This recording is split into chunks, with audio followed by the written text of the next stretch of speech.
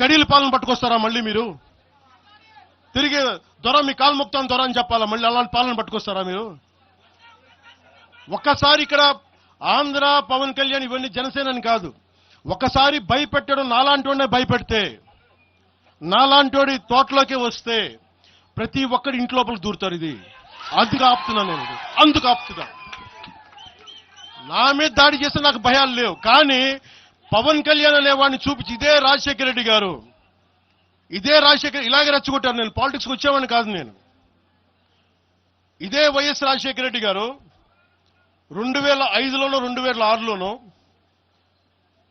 Balu cinema అయిపోయిన తర్వాత నాకు అపెండిక్స్ ఆపరేషన్ జరుగుతూ ఉంటే, ఓ హాస్పిటల్ అపెండిక్స్ ఆపరేషన్ నేను కూర్చొని ఉంటే ఒక ఉన్నతాధికారి వచ్చాడు, ఒక పోలీస్ అధికారి నా కాడికి, ఉమ్మడి ఆంధ్రప్రదేశ్లో సంబంధించిన ఒక పోలీస్ అధికారి.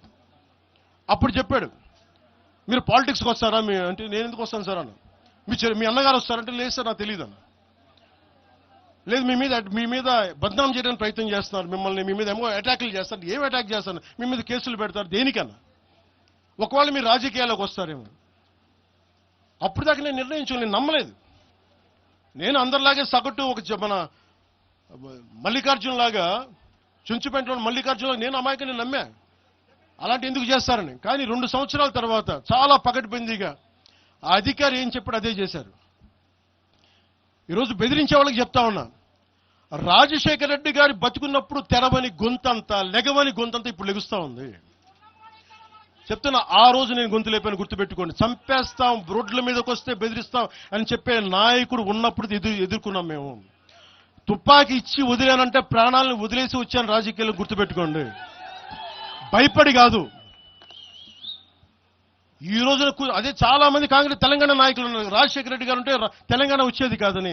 అలాంటి తెలంగాణ కోసం, ప్రేమ కోసం మేము ఆ రోజు పోరాటం చేశాం. భీమరావు బాడ ఎవరిది? అక్కడ ఆంధ్ర వాళ్ళు ఉంటారు భీమరావు బాడలో. కాంగ్రెస్ పార్టీ భవన్, గాంధీ భవన్ పక్కన కూర్చొని ఎనెక్స్ చేస్తా, ఆక్యుపై చేస్తా ఉంటే ఇంకెక్కడ స్థలం లేదా అని ఎందుకు మాట్లాడతాం అట్లా మాట? మీరు బెదిరిస్తా ఉంటే బెదిరిపోతామా మేము? ఇది ఒక్క కాంగ్రెస్ నాయకుల గురించి కాదు. రేవంత్ రెడ్డి గారు ఇప్పుడు వచ్చారు కాంగ్రెస్లోకి.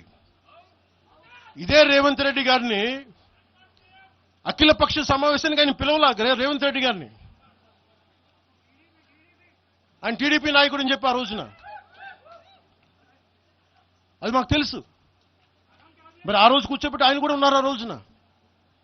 ఎవరు ఎటు అవుతారు ఏం తెలుసు మనకి? అసలు ఆ రోజు ఆయన జైల్లో పెట్టారు, ఇబ్బందులు పడ్డారు. అలాంటి ఆయన ముఖ్యమంత్రి అయ్యాడు. ఆయనకు మనస్ఫూర్తిగా శుభాకాంక్షలు తెలియజేశాం. ఈ ఎంటైర్ ఫియాస్కోలో ఆయన ప్రమేయం ఉందని నేను చెప్పట్లా, కేసీఆర్ గారి ప్రమేయం ఉందని చెప్పట్లా. కొద్దిమంది వాడుకుంటా ఉన్నారు, వీళ్ళెవరి ప్రమేయం ఉందని నేను చెప్పట్లా. కానీ మీరు ఈ పార్టీల వెనక దాక్కొని, కొన్ని ముసుగుల వెనక దాక్కొని, సోషల్ మీడియా హ్యాండిల్స్ వెనక దాక్కొని చేస్తే పవన్ కళ్యాణ్ కానీ, జనసేన నాయకులు కానీ, జనసేన సాధకులు కానీ ఎవరు భయపడరు. మేము తిరుగుతాం, నిలబడతాం. అలాగే కేంద్ర ప్రభుత్వం కూడా దీని మీద దృష్టి పెట్టాలి. ఇలాంటి వాదన